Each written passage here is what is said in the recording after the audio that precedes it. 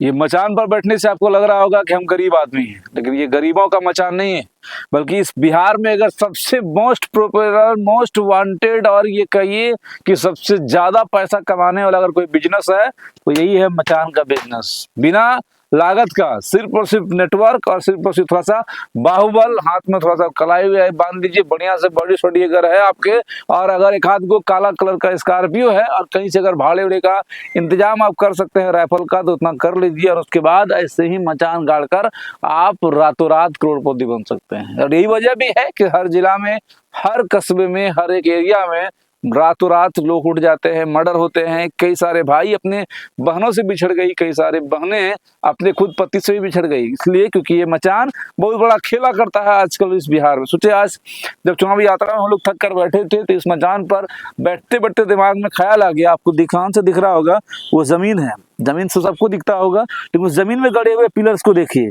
वो पिलर ही है जो इस जमीन को 1 लाख रुपया कट्ठा से उठाकर 10 लाख रुपया कट्ठा बना दिया। आप सोचिएगा, सिर्फ वो पिलर इस बात का इंडिकेशन कर रहा है कि अब ये जमीन बिकने के लिए पूरी तरह से तैयार है, और उस जमीन को बेचने के लिए कुछ नहीं करना है, सिर्फ ऐसा ही एगो मचान गाड़ देना है। अब उस बिजनेस के बारे में हम लोग विस्तार से बात करते हैं, जिसका नाम है ब्रोकरी, जमीन ब्रोकरी। हिंदी में बोलेंगे तो जमीन की दलाली, लेकिन थोड़ा एडवांस वर्ड बोला जाता है ताकि लोगों को खराब ना लगे, क्योंकि दलाली पहले थानाओं में होते थे, दलाल ब्लॉक में हुआ करते थे जो 200, 500, 1000 रुपया पर डे कमाता था, आज भी होते हैं।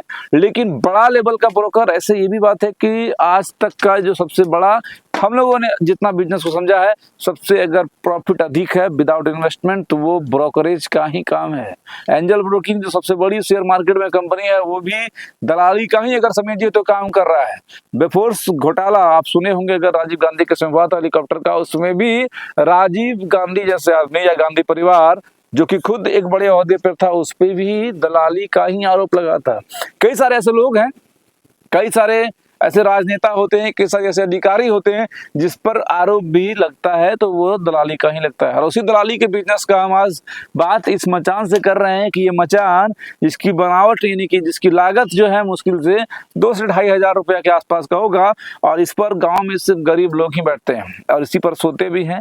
लेकिन जो मतलब जो खाली प्लॉट है, और उस खाली प्लॉट में अगर आपको ये मचान दिख जाए तो पहले इस मचान से उस फसल की रखवाली होती थी, और अब ऐसे ऐसे मचानों से बिहार में खासतौर पर और यूपी में, 2 जगह की हम लोग आज बात कर रहे हैं। बाकी आप जिस राज्य से देखते हैं, आपके उस राज्य में क्या स्थितियां हैं, क्या इस मचान से करोड़ों के डील होते हैं या नहीं होते हैं, फिर उसके दुष्परिणाम क्या होते हैं, उसके बारे में कमेंट बॉक्स खुला हुआ है, कमेंट में आप बताइएगा। बाकी ये शानदार बिजनेस है, इसलिए हम लोग इसकी बात भी कर रहे हैं, लेकिन इस बिजनेस के दुष्परिणाम भी है, उसकी भी हम लोग आज बात करेंगे, इसलिए पूरी वीडियो में बने रहिएगा, तब समझ में आएगा कि आज कई सारे गाँव में एक ही मतलब हर एक गाँव में कम से कम 1, 2, 5 ऐसे लोग जरूर होते हैं जो इसी मचान का धंधा करते हैं, यानी कि इसी जमीन के ब्रोकरी का धंधा करते हैं, जिसका नाम, जिसका काम जो है वो बोलता है। इसलिए बोलता है क्योंकि उसके कुछ ही सालों के बाद बड़े बड़े घर हो जाते हैं, कुछ ही सालों के बाद उनके बाउंसर हो जाते हैं, कुछ ही सालों के बाद उनके पास ब्लैक कलर की फॉर्च्यूनर या नहीं तो उसके नीचे स्कॉर्पियो हो जाता है, नहीं तो कम से कम उनको बुलेट जरूर हो जाता है। ये 3 लेवल है ऐसे लोगों को पहचानने का कि इसके जिसके जिसके पास 1 साल 2 साल के पहले कुछ नहीं था, अगर ये 3 चीजें अगर आ जाए तो समझ जाइए उसकी कमाई जमीन से हो रही, क्योंकि इंडस्ट्रियलाइजेशन यहाँ पर बिल्कुल है नहीं, इंडस्ट्री यहाँ पर है नहीं, अगर है भी तो जो भी इंडस्ट्रियलिस्ट हैं वो बाहर के लोगों का है, ज्यादातर दबदबा जो है वो बनी क्वालिटी का ही लोगों का होता है।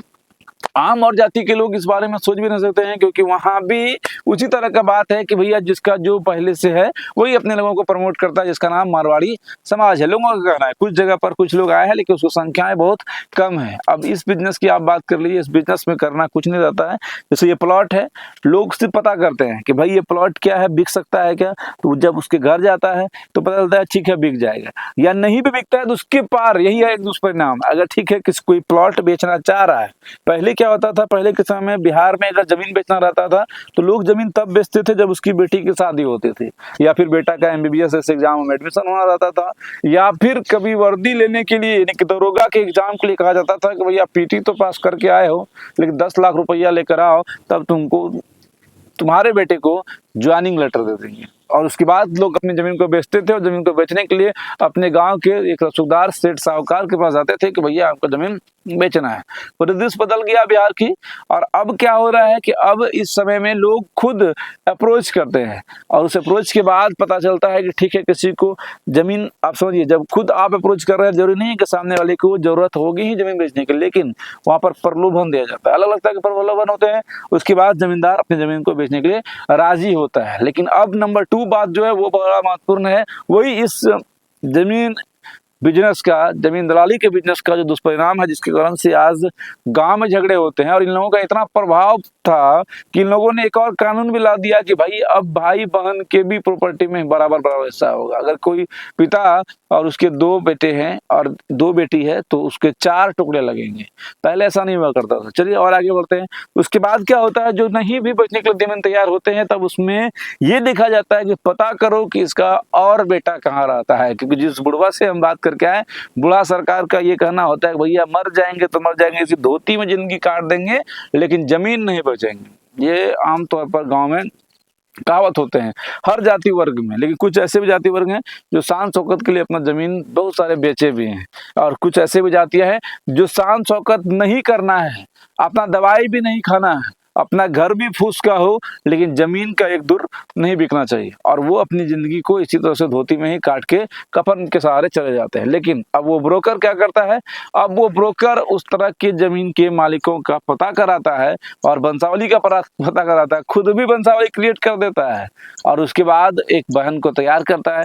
या तो अपनी बहन भी होती है, नहीं तो कभी कभी फर्जी बहन भी होती है। फर्जी मतलब उसका बहन तैयार नहीं है लेकिन उसका बेटा तैयार है, या कोई और तैयार है, नहीं भी तैयार है तो पता चल गया कि वो कहीं दूर रहता है तो उसके नाम से, क्योंकि देखिए जब उस प्रॉपर्टी पर, भाई के प्रॉपर्टी पर बहन का दखल होना शुरू होता है तो लोगों में खटास आ जाते हैं। तो भाई ये भी पता नहीं करते हैं कि मेरी बहन वाकई में इस जमीन के लिए क्लेम कर भी रही है या नहीं कर रही है, लेकिन सिर्फ उसे धमका दिया जाता है। तो लोग ऑलरेडी इतने डरे होते हैं, जैसे कि सांप और आदमी की जो कहानी है वो आप भी जानते हैं कि हर दिन सांप डरता है आदमी से कि भैया आदमी का सामना हमसे ना हो जाए, और आदमी डरता है सांप से कि मेरा सामना सांप से ना हो जाए, और गलती से भी सांप और आदमी का सामना हो जाता है तो इसी डर से कि या तो वो हमको मार देगा या वो हमको काट लेगा, उसी डर से दोनों दूसरे पर प्रहार करते हैं। उसी तरह से जब उनको पता चलता है कि मेरी बहन शेयर लेने के लिए खड़ा हो गई है, भगना शेयर लेने के लिए खड़ा हो गया है, फिर क्या है, उसके बाद वह या तो सेटलमेंट करता है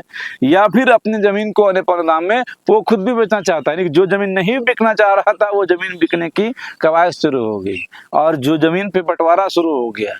या फिर एक और चीजें हैं कि ठीक है, कभी कभी बहन भी तैयार हो जाती है, क्योंकि पैसा का लोभ किसको नहीं होता है। फिर बहन उस जमीन को जो 10 लाख रुपया कट्ठा का बिकना चाहिए था, वो ब्रोकर 1 लाख रुपया कट्ठे के रेट से बिकता है। इसलिए क्योंकि भाई उसको करोड़ों या उसको 50 लाख मिल जाते हैं, या फिर उसको 10 ही लाख मिल जाता है 10 कट्ठे का, और ब्रोकर ये कहता है कि बाकी का पैसा हम लगाएंगे वंशावली से लेकर सरपंच को मैनेज करने से लेकर सीईओ और आरओ और जितने भी जो लोग हैं सबको मैनेज करना है। और उस मैनेज के बाद फिर आपको एक ओरिजिनल रेट दिया जाएगा, या तत्कालिक असाइनिंग अमाउंट है। फिर उसके हाथ से वो जमीन निकल चुकी होती है और उसके बाद रजिस्ट्री हो चुका रहता हो, और रजिस्ट्री के बाद तब गढ़ते हैं ऐसे ऐसे पिलर।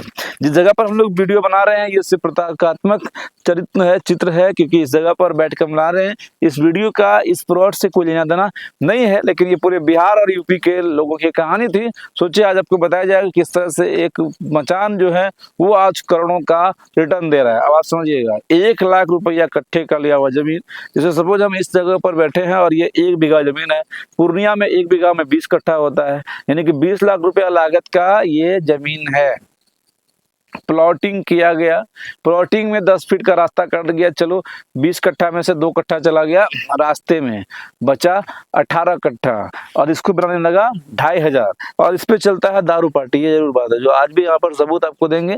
चलिए इसको हटा देते हैं, तो आपको वो जरूर दिख रहा है कुरकुरे चिप्स वगैरह जो भी चीजें हैं यहाँ पर बिखरे हुए हैं, और यहाँ पर ये शुरू होता है जमीन के बेचने का बिजनेस।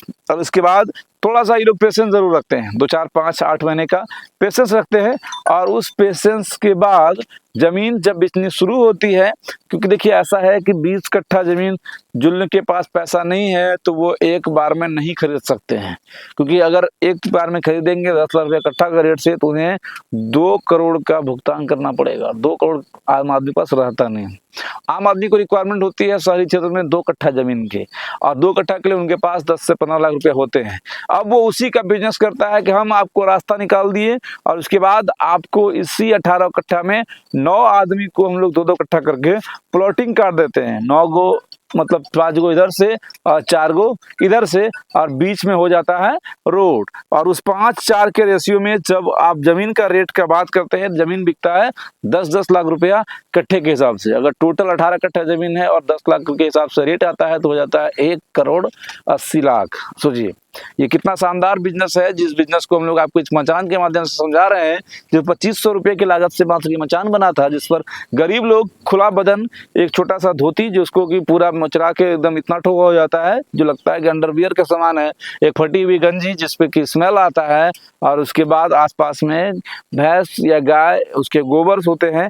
लेकिन ये मचान, ये 2500 का मचान किस तरह से छोटा सा इन्वेस्टमेंट से 2-4-5 लाख का साइनिंग अमाउंट से प्रॉफिट देता है 1 करोड़ 80 लाख का।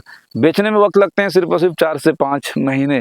लागत होता है 5 लाख या फिर 10 लाख, यानी 10 लाख रुपया लगा के 1 करोड़ 60 लाख का ये लोग बिजनेस करते हैं। जिससे हमने आपको लागत बता ही दिया कि पूरा लागत इसका 20 लाख आता है। अगर आप पूरे जमीन के प्लॉट की कीमत को समझेंगे तो 20 लाख रुपया का पूरा इन्वेस्टमेंट पूरा का पूरा हम जोड़ देते हैं। 1 करोड़ 60 लाख रुपया का प्रॉफिट, 20 लाख को हटा दीजिए तो बचा 1,40,000 रुपया।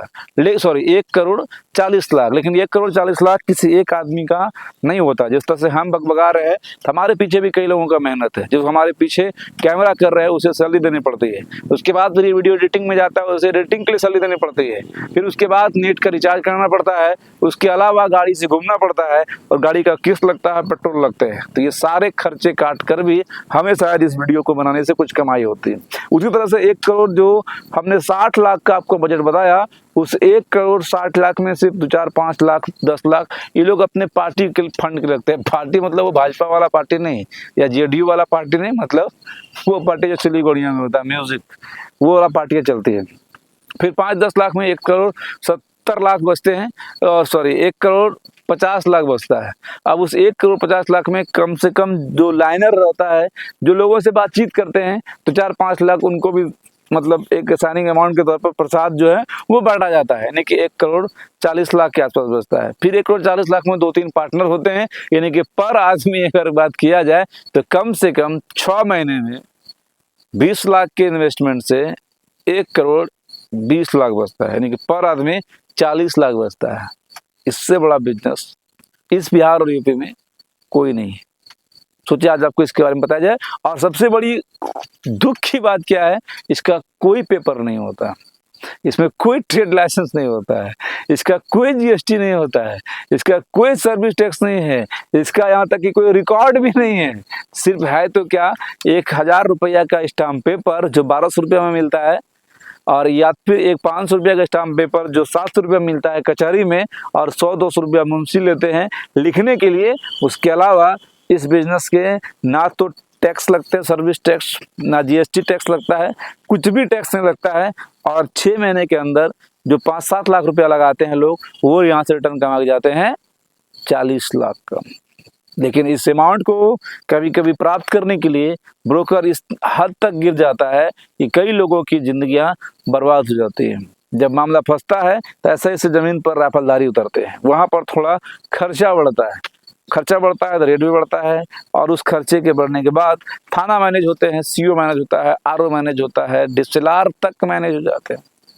फिर खड़ा होता है सुंदर सुंदर आलीशान बिल्डिंग, जिस बिल्डिंग पर बन जाता है लाया जैसा विशाल डॉक्टर नगरी, या फिर कोई भी बिहार और यूपी के हमने आपको बता दिए कोई भी शहर का एस्टेब्लिशमेंट इसी तरह से हुआ है। यही कहानी थी आज एक ब्रोकर की, एक मचान की, जिस मचान से 2500 का इन्वेस्टमेंट से लोग 40-40 लाख रुपया 6 महीने में कमा रहे हैं। इससे बड़ा बिजनेस अगर आपके दिमाग में कुछ हो तो कमेंट में जरूर बताइएगा। जय हिंद।